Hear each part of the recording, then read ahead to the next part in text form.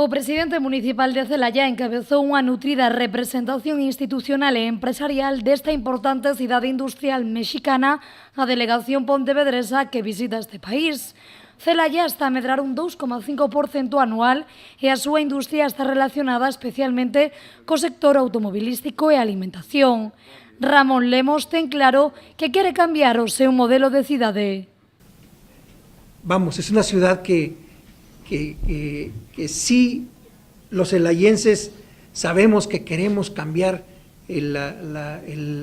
este ritmo y esta inercia que se viene dando, y precisamente queremos escuchar la experiencia de Pontevedra, que no es de ahora, ¿sí? Es ya de cuando menos lo que viene del siglo, sí.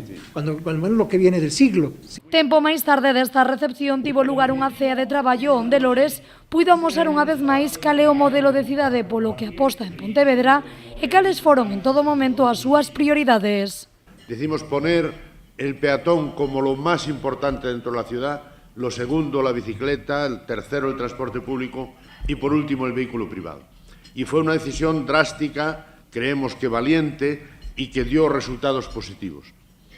¿Qué hicimos en primer lugar? Eliminar lo que nosotros llamamos tráficos innecesarios.